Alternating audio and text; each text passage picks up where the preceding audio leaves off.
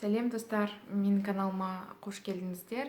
Және жаңадан қосылып жатқан көрермендерге үлкен рахмет айтқым келеді. Мен каналыма сеніп қосылып жатқандарыңызға.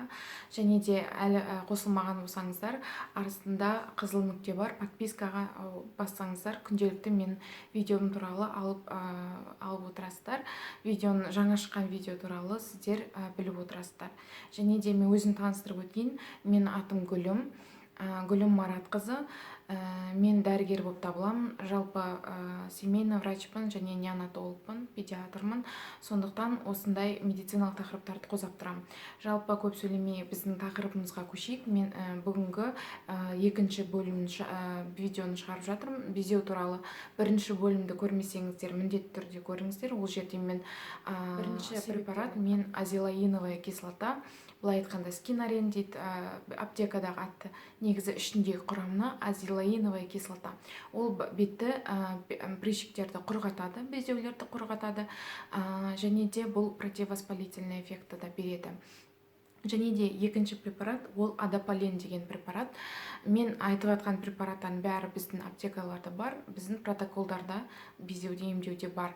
Ол екінші препарат, ол адапален деген препарат. Ол қабынуға қарсы, қабынып тұрған безеулерге қарсы әсер етеді.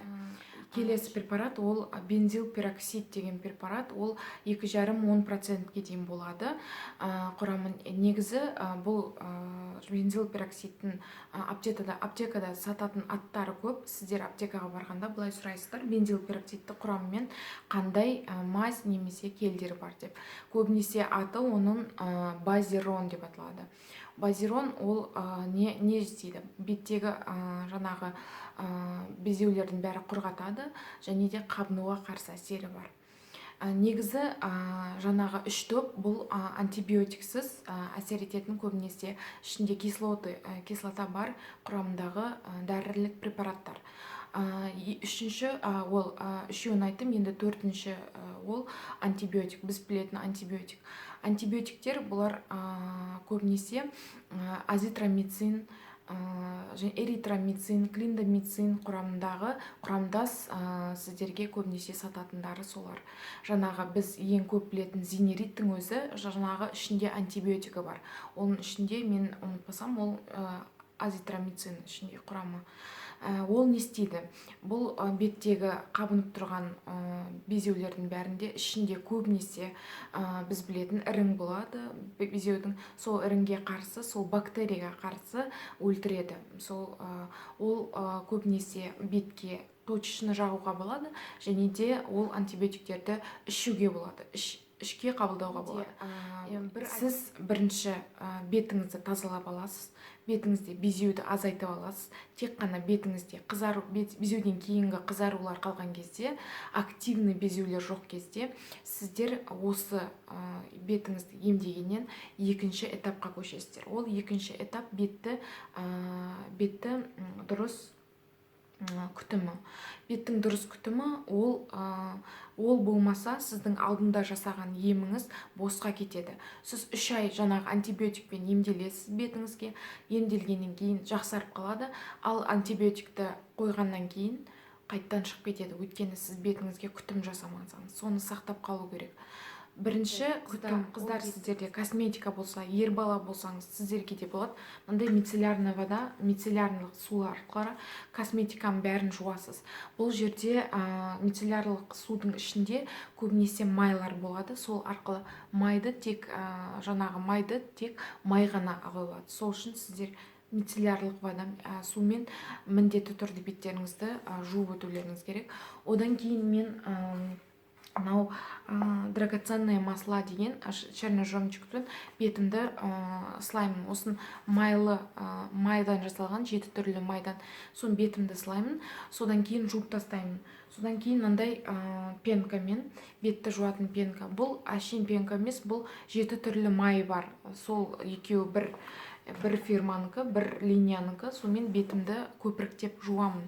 көпіртіп жуғаннан кейін бетіме тоник жағамын, бетіме тоникпен сүртемін. Жуып болғаннан кейін бетімді осындай тоникпен Гарнирдің для жирной кожи салициловая кислота сонымен бар осымен тазалаймын.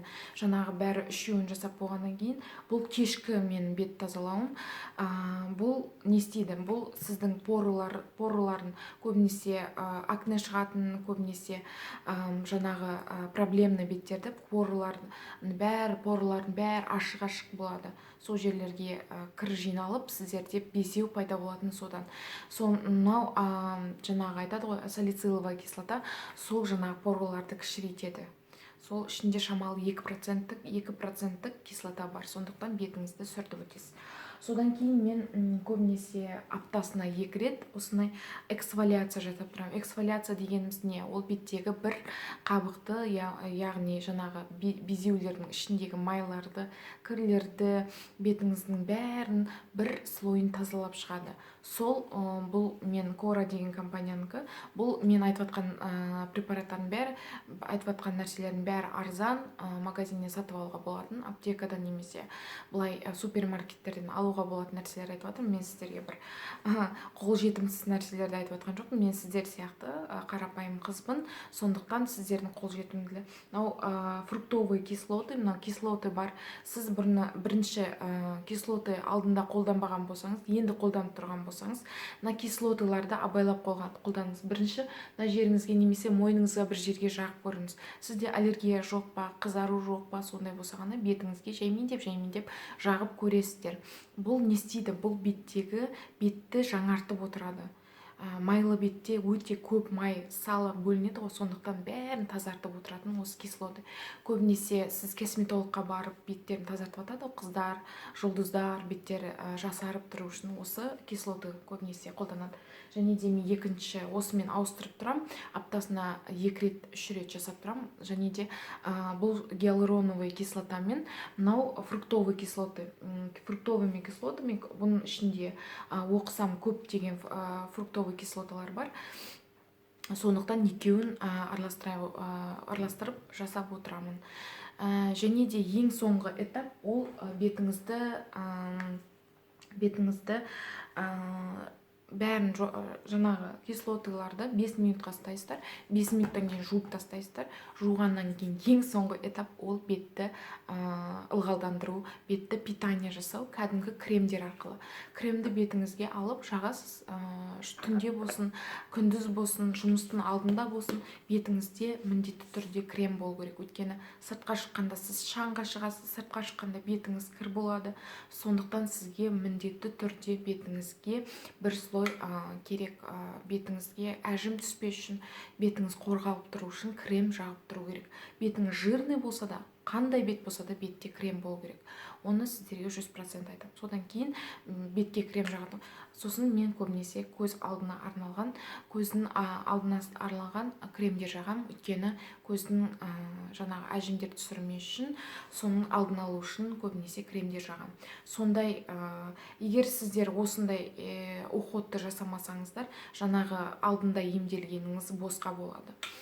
Солай, рахмет сіздерге. Мен каналыма жазылыңыздар. Астыда подписаться деген нәрсені бассаңыздар, мен каналыма жазыласыздар. Жаңадан көптеген видеолар болады, әртүрлі тақырыптарға, сон тақырыптарды алып отырасыздар уақытылы. Сіздерге үлкен рахмет, сау болыңыздар.